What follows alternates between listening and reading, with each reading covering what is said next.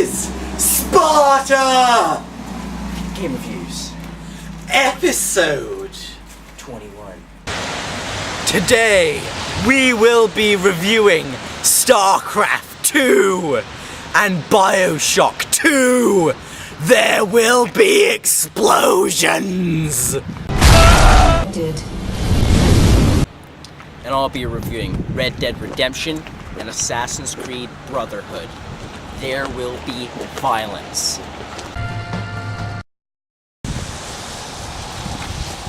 This will be awesome! What he said.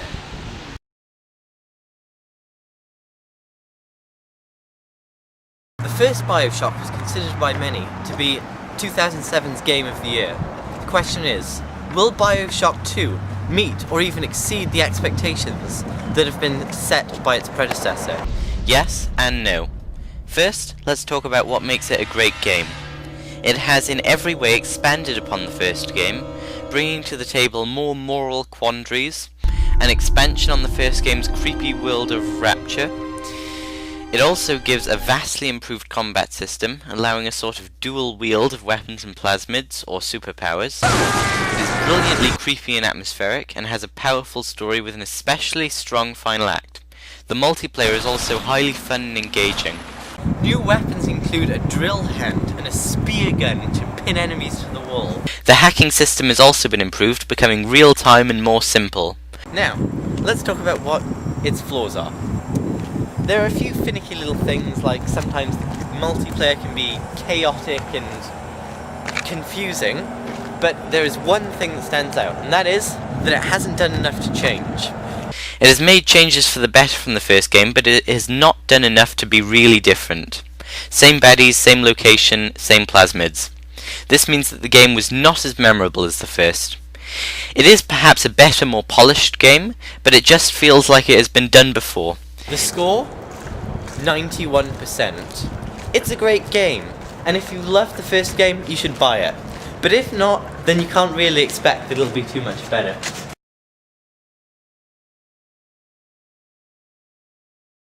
Assassin's Creed 2 is easily my favorite game ever. I think it's the best. Now, I was super excited when Assassin's Creed Brotherhood was coming out. But, man, I played it, it's not the same thing. I mean, yeah, it's built on a lot of great mechanics. It's built on the fantastic world of Ezio in Renaissance Italy, but it's just put a lot of square pegs and a lot of round holes. Now, some of the best parts of the game are the same fantastic fighting mechanics, the same great free running that makes it, what the fantastic franchise it's known as today. And it has the best multiplayer I've ever played. It's fantastic. It's you, and it's 7 other players, all of them assassins, trying to find another assassin. It's fantastic. You still come for the single player. Multiplayer is fantastic. It's like 10 out of 10 on its own. But single player, it's the cheesy. Now, the violence in Assassin's Creed Brotherhood is off the charts. You're stabbing people in the head. You are hammering people in the head with giant mallets. It gets gruesome. The difference with the violence from every other violent game is every hit has weight. You feel it as you stab your sword into one dude, it goes through and stabs another dude. It gets sick. The plot, still amazing, still fantastic, still engaging, but it just doesn't have the same sparkle and shine as it did before. Assassin's Creed 2, easily the greatest, most engaging storyline ever. This is like, comes out of the gate with a whisper. It's like, hey, we're Assassin's Creed Brotherhood. Hey, but I think it really builds on what made Assassin's Creed 2 a great game, and it puts some good core mechanics in it now, where you can train assassins. And if you're coming for Assassin's Creed, you get Assassin's Creed. You're just not getting Assassin's Creed 2. So I'm going to give Assassin's Creed Brotherhood the unsparkling goodness that it is an 85%. Definitely rent it.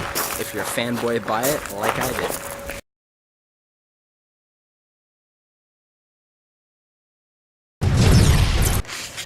In the last 10 years, Starcraft 2 has probably been one of the most talked about strategy games yet. It's spawned legions of fans and has created huge multiplayer tournaments with huge cash prizes. Now, let's talk about what makes it such a great game. To start, the sides are brilliantly balanced and it is always fun to play, as challenges and practice leagues ease newbies into the game. Also, the multitude of custom player-created maps gives more unique content than you could possibly experience. The single-player campaign. It has a huge variety of unique missions, ranging from defending your base to harvesting high-value minerals and escaping a great wall of fire. You'll also love the point-and-click between-mission menu system, which provides you with great choice and replayability, and really immerses you in the story. The cinematics are awesome and have great voice acting. Now let's talk about flaws. It's very difficult to find flaws with this game, but if I had to pick any out, it would be the occasional but very rare bugs in matchmaking, and the fact that we have to wait for the next game before we get to play the Protoss or Zerg campaigns, and can only play the Terran campaign this time around. This is a fabulous game. My score, 96%. Buy it. I mean, otherwise you'll be missing out on one of the greatest strategy games ever made.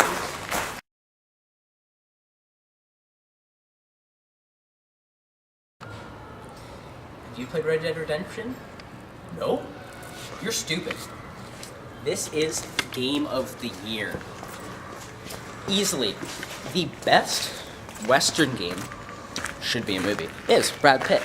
The best action-adventure game ever. Sending you across an immersive, huge, sprawling, beautiful landscape of imaginary Texas and imaginary Mexico. You take part in some of the greatest events, made up by Rockstar, but still, some of the greatest video game events ever. You will be amazed by the way this game looks, by the way this game feels, by the way this game games. It does everything right. The horses just look insane. They took great pride in the way that they made their equestrians work.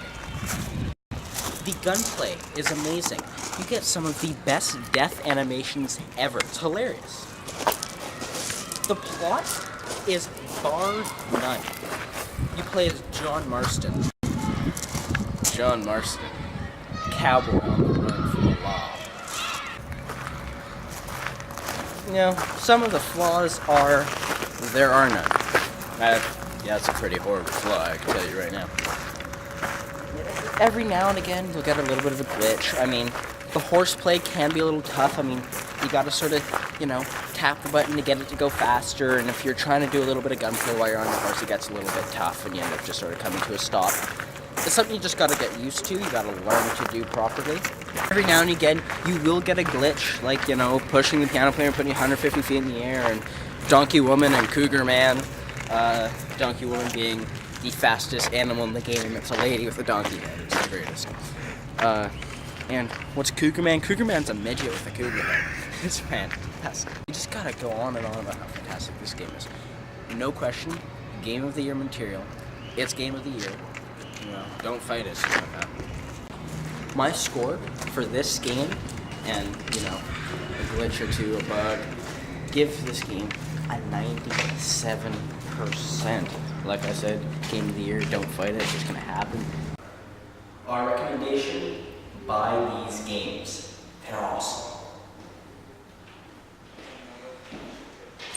This has been one epic year for gaming. We'll see you next time, video.